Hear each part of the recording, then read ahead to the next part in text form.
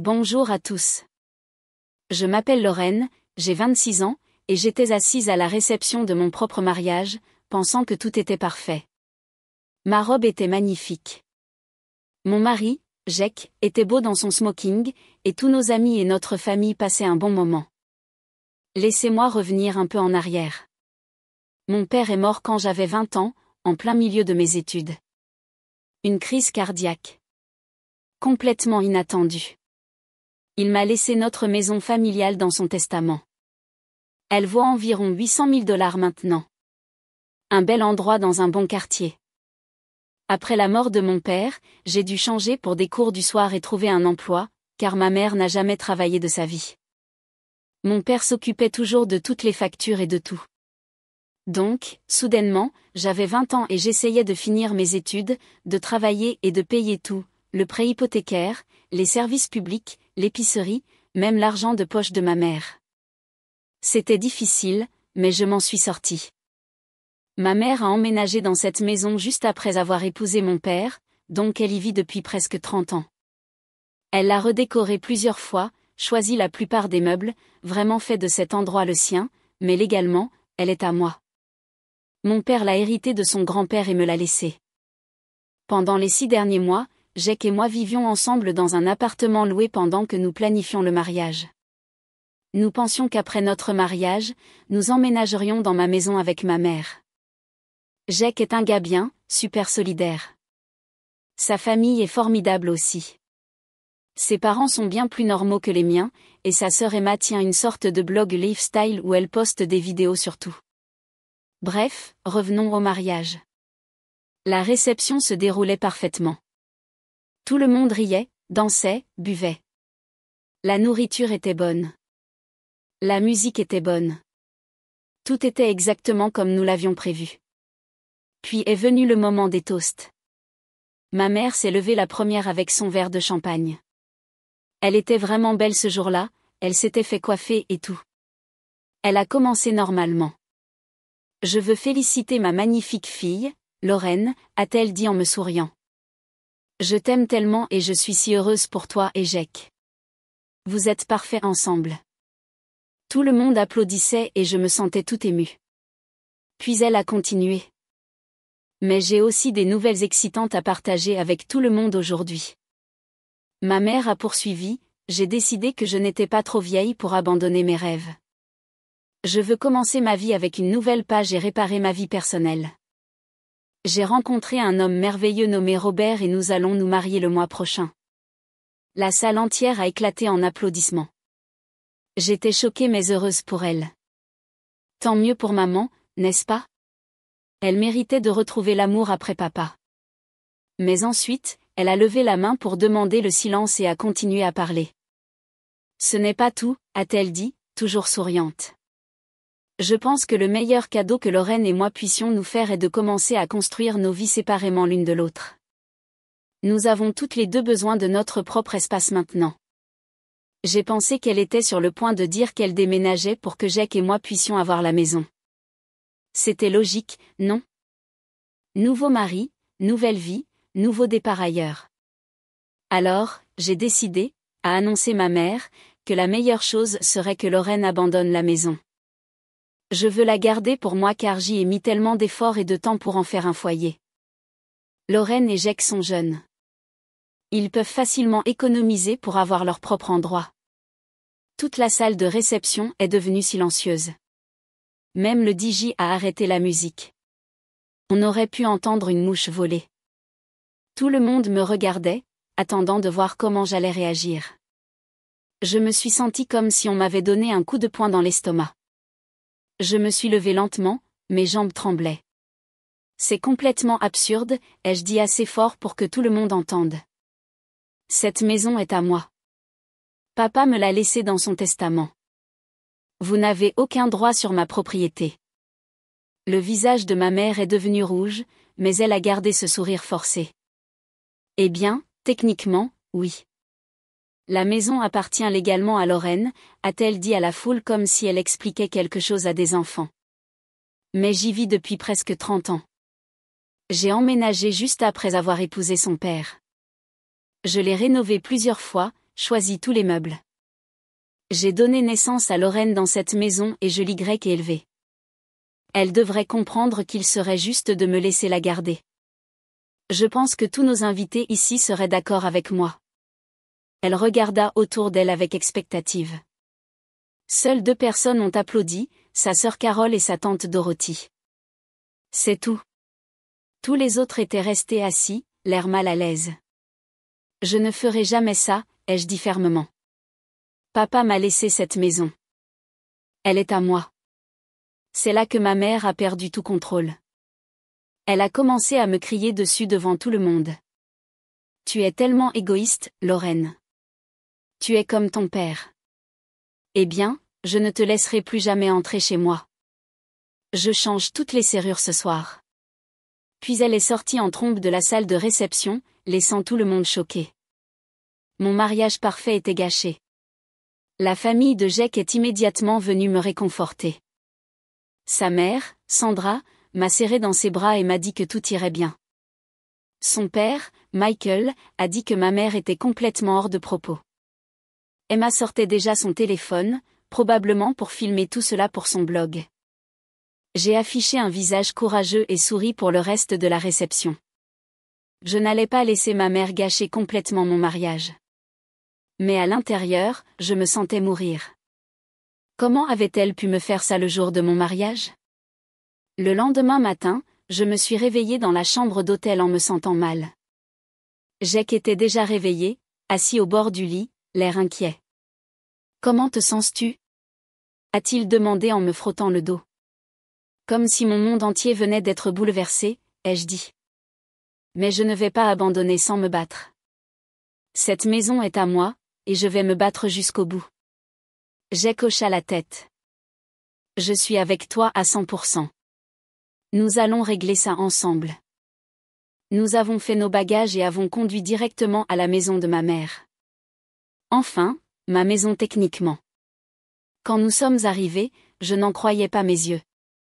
Elle l'avait vraiment fait. Toutes les serrures étaient différentes. J'ai essayé ma clé et elle ne fonctionnait pas. J'ai frappé à la porte et la voix de ma mère est venue de l'intérieur.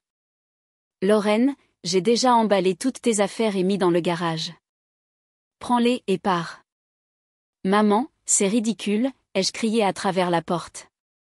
Ouvre pour qu'on puisse en parler comme des adultes. Il n'y a rien à discuter, a-t-elle crié en retour. C'est ma maison maintenant. Va-t'en. J'étais tellement en colère que je tremblais. Jake m'a passé le bras autour des épaules. Qu'est-ce qu'on fait maintenant? Lui ai-je demandé. Eh bien, a dit Jake calmement, notre appartement est payé jusqu'à la fin du mois. Allons chercher tes affaires et emmenons-les là-bas. Ensuite, nous trouverons notre prochaine étape. Il n'y avait pas beaucoup de mes affaires dans le garage. La plupart de mes affaires étaient déjà dans notre appartement puisque nous y vivions depuis 6 mois. Juste de vieux vêtements, des albums photos, quelques livres, des choses comme ça. Nous avons tout chargé dans le camion de Jake et sommes retournés dans notre location. Cet après-midi-là, la mère de Jake, Sandra, nous a appelés. Comment allez-vous tous les deux? Votre mère a-t-elle vraiment changé les serrures? Oui, ai-je dit, elle ne nous laisse même pas entrer pour parler. Eh bien, vous êtes tous les deux les bienvenus chez nous aussi longtemps que vous en aurez besoin, a dit Sandra. Et j'ai déjà trouvé un bon avocat spécialisé dans les litiges de propriété familiale. Il s'appelle David Martinez. Il peut vous aider à vous battre pour ce qui vous appartient légitimement. Je me suis sentie tellement reconnaissante. Au moins, la famille de Jake me soutenait, même si ma propre mère était folle. Quelques jours plus tard, nous avons déménagé nos affaires chez les parents de Jake. C'était étrange de vivre chez mes beaux-parents, mais ils étaient vraiment gentils à propos de tout.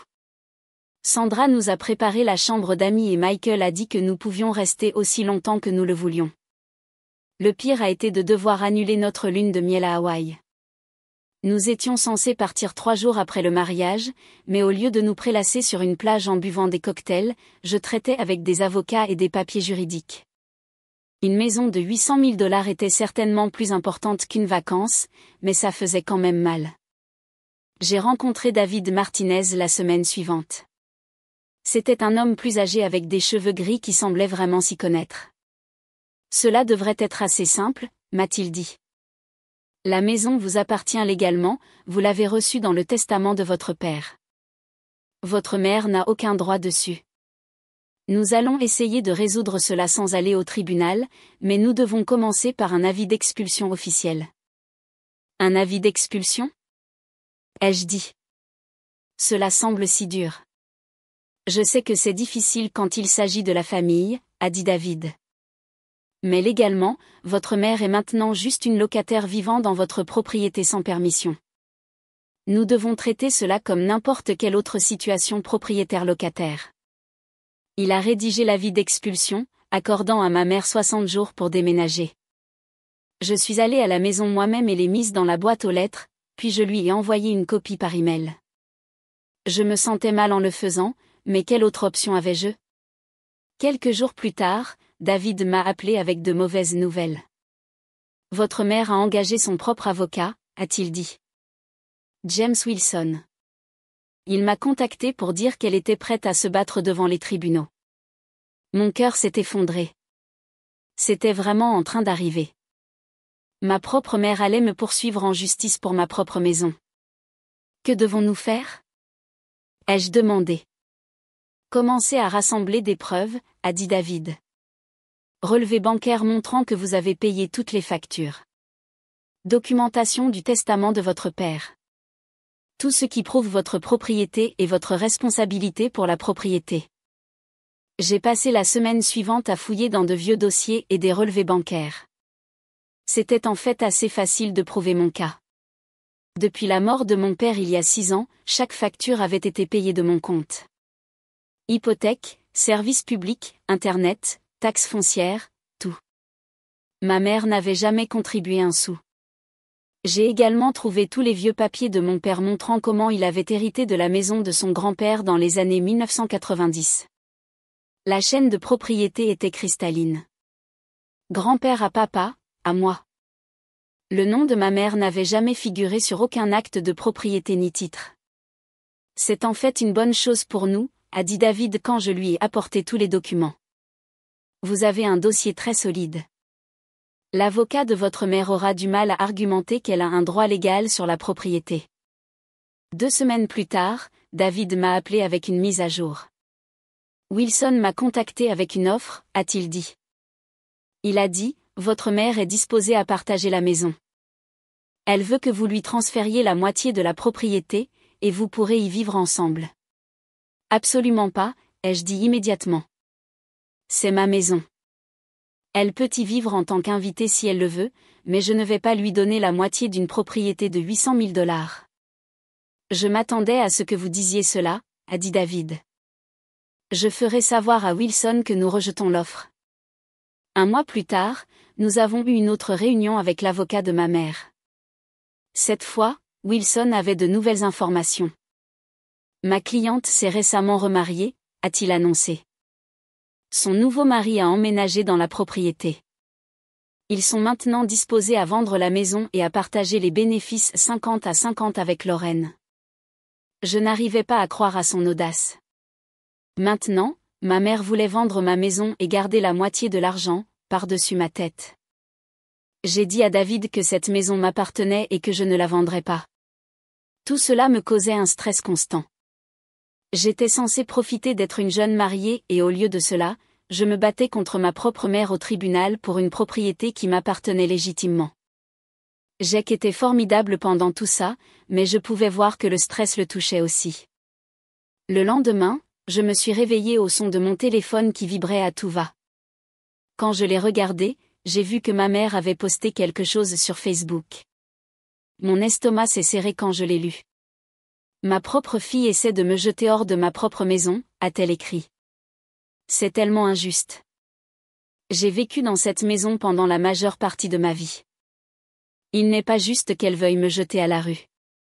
S'il vous plaît, aidez-moi à lui faire voir la raison. Peut-être que si suffisamment de personnes lui disent à quel point c'est mal, elle changera d'avis. J'étais furieuse. Elle essayait de retourner tout le monde contre moi sur les réseaux sociaux. Mais quand j'ai parcouru les commentaires, j'ai été choquée de ce que j'ai vu. Tu es folle? A écrit une de ses vieilles amies. C'est toi qui essaies de jeter ta fille hors de sa maison. Elle l'a héritée de son père. Je n'arrive pas à croire que tu aies fait une scène au mariage de ta propre fille pour une maison, a commenté une autre personne. Puis j'ai vu qu'Emma, la sœur de Jake, avait posté quelque chose dans les commentaires. C'était une vidéo de notre réception de mariage montrant le toast et l'annonce de ma mère. Emma avait filmé tout cela pour son blog. Voici la vidéo réelle de ce qui s'est passé au mariage de Lorraine, a écrit Emma. Jugez par vous-même qui a tort ici.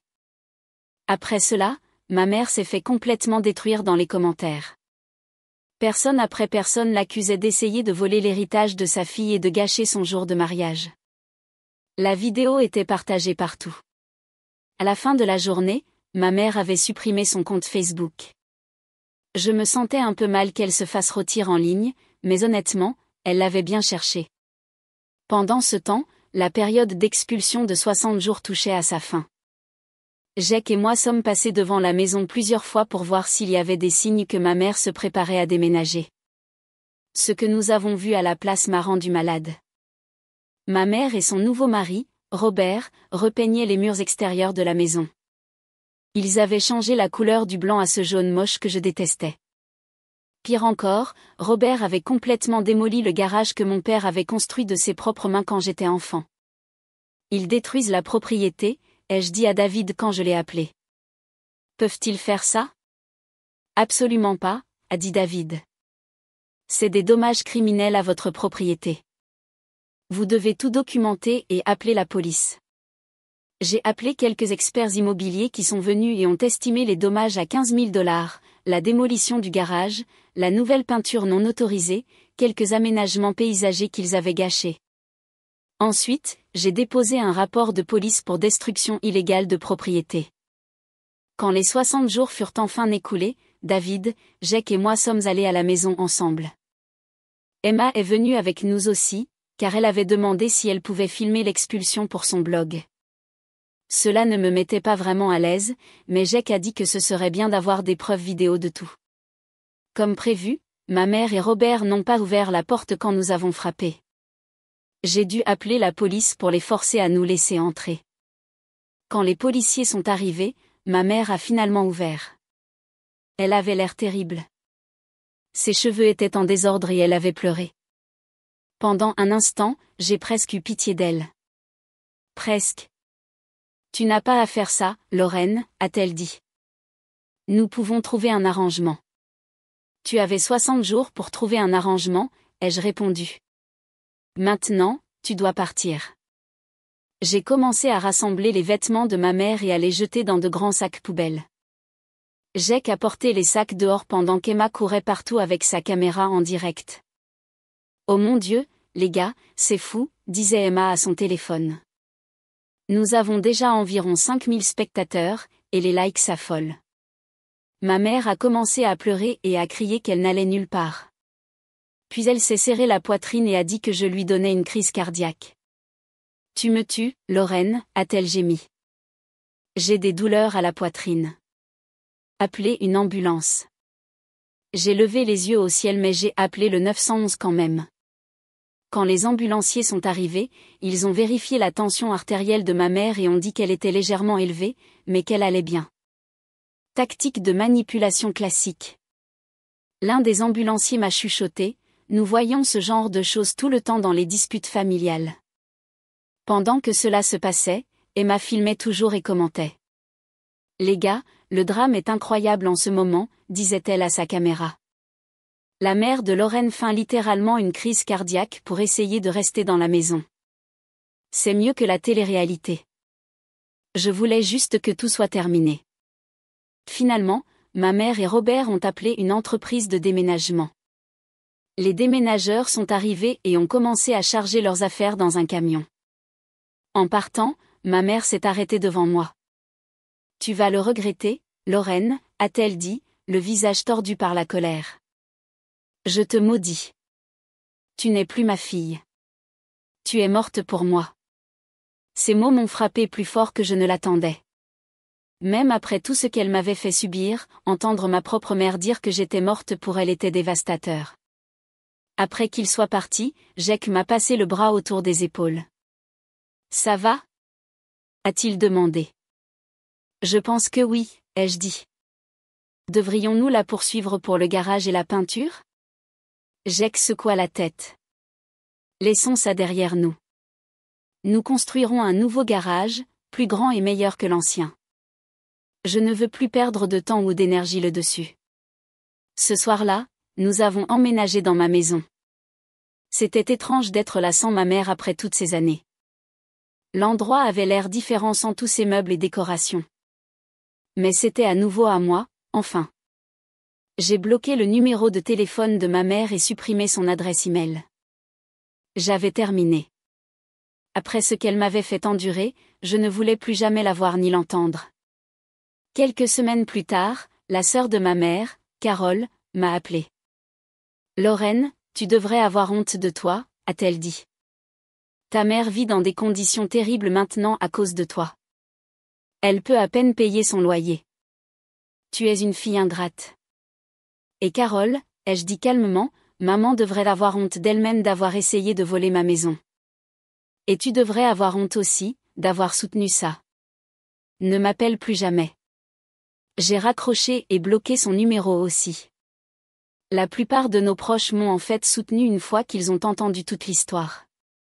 Même certains membres de la famille de ma mère ont dit qu'elle avait tort. Mais je ne me souciais plus de prendre parti. Je voulais juste passer à autre chose dans ma vie. 2 ans passèrent. Jake et moi nous sommes installés dans la maison et en avons fait notre chez nous. Nous avons rénové la cuisine, construit un nouveau garage comme Jake l'avait promis, et planté un jardin.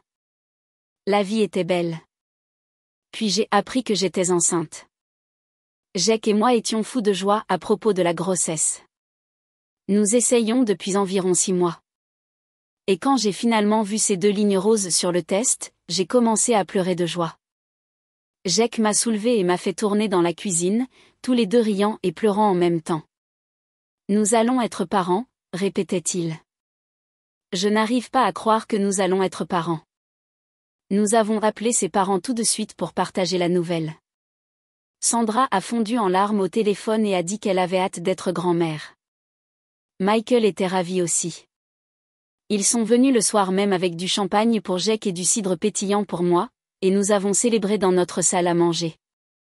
Ce bébé aura tellement de chance de grandir dans cette belle maison, a dit Sandra en regardant autour d'elle les améliorations que nous avions apportées au cours des 2 dernières années. La maison avait vraiment l'air magnifique maintenant. Nous avions repeint chaque pièce, mis à jour tous les luminaires et complètement refait la cuisine avec des armoires blanches et des comptoirs en granit. Le nouveau garage que Jake avait construit était 2 fois plus grand que l'ancien avec de la place pour nos 2 voitures, plus du rangement. Nous avions même installé un potager là où se trouvaient les anciens parterres de fleurs de ma mère. J'étais enceinte d'environ 3 mois quand quelque chose d'inattendu s'est produit. Je vérifiais mon email un matin quand j'ai vu un message d'une adresse que je ne reconnaissais pas. Mais quand je l'ai ouvert, mon sang s'est glacé. « Ma très chère Lorraine », commençait-il. « J'espère que ce message vous trouve bien. J'ai récemment appris par des amis communs que vous attendez votre premier enfant. Félicitations, ma chérie. Je sais que ce sont de merveilleuses nouvelles et je suis si heureuse pour toi et Jake. » C'était de ma mère. D'une manière ou d'une autre, elle avait appris ma grossesse et créé un nouveau compte email pour me contacter. « Je pense qu'il est temps que nous mettions nos désaccords passés derrière nous », continuait l'email. Je comprends que les émotions étaient vives pendant cette période difficile, et peut-être avons-nous dit des choses que nous ne pensions pas. Mais maintenant que vous allez être mère vous-même, j'espère que vous pouvez comprendre combien la famille compte. Je me sentais mal en lisant cela. Après 2 ans de silence, après m'avoir maudite et dit que j'étais morte pour elle, maintenant elle voulait se réconcilier parce que j'étais enceinte. « Je vais être grand-mère », écrivait-elle. « Cela compte tellement pour moi. Je veux vous aider à élever votre enfant et à faire partie de sa vie. J'ai tellement d'amour à donner et tellement d'expérience à partager. S'il vous plaît, recommençons avec une nouvelle page. Nous sommes une famille et la famille doit rester unie. L'email continuait sur 3 autres paragraphes, parlant de la façon dont elle avait appris de ses erreurs et voulait arranger les choses. Elle disait qu'elle pensait à moi tous les jours et qu'elle me manquait terriblement. Elle a même mentionné qu'elle et Robert s'étaient séparés, bien qu'elle n'ait donné aucun détail à ce sujet. Je sais que je t'ai blessé, et je suis vraiment désolée, a-t-elle conclu. Mais j'espère que la joie de ce nouveau bébé pourra nous réunir. S'il te plaît, envisage de donner une autre chance à ta mère. Je promets que les choses seront différentes cette fois. Je t'aime tellement, Lorraine. S'il te plaît, ne me ferme pas la porte de la vie de mon petit enfant. J'ai regardé l'email pendant un long moment, ressentant un mélange de colère et de tristesse. Une partie de moi, une toute petite partie, se demandait si elle avait vraiment changé.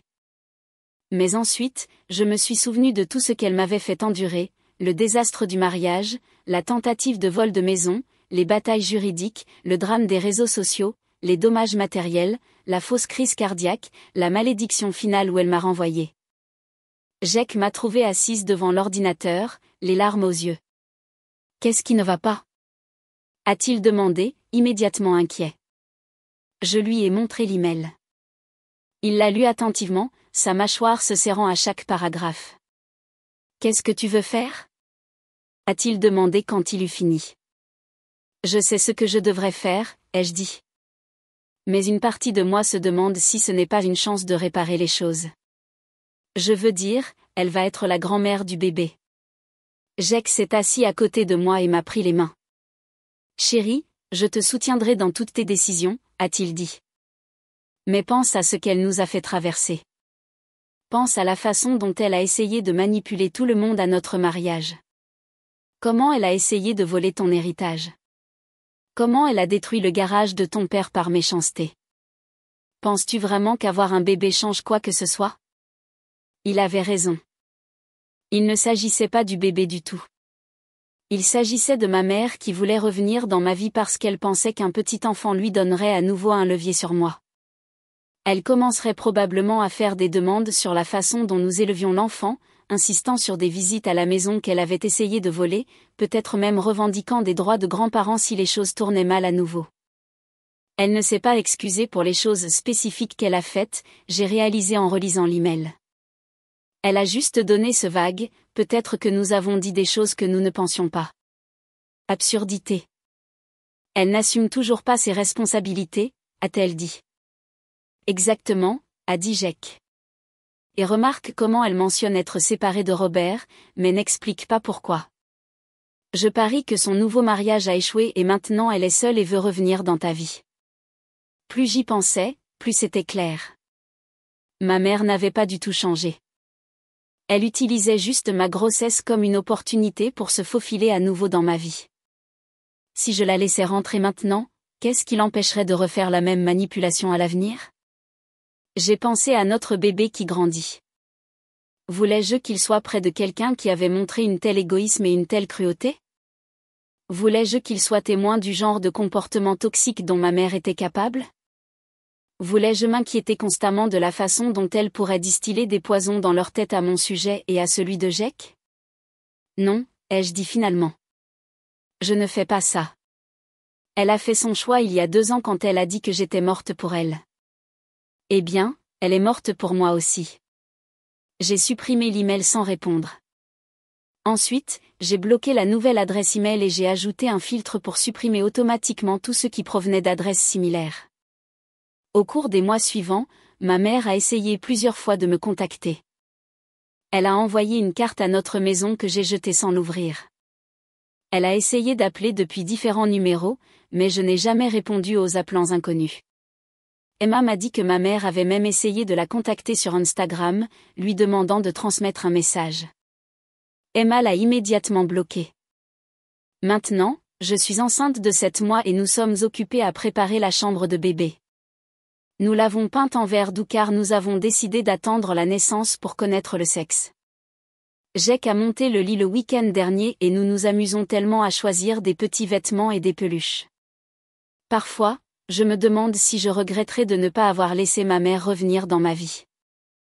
Mais ensuite, je me souviens de tout ce qu'elle m'a fait traverser et je sais que j'ai fait le bon choix. Mon enfant grandira dans une maison remplie d'amour et de stabilité, entouré de personnes qui se soucient réellement de son bien-être. Les parents de Jake gâtent déjà leur future petite fille à l'excès. Sandra a tricoté suffisamment de couvertures pour bébé pour équiper une crèche entière, et Michael construit un cheval à bascule en bois dans son atelier. Ce bébé aura beaucoup d'amour de grands-parents sans avoir besoin de ma mère toxique dans le tableau.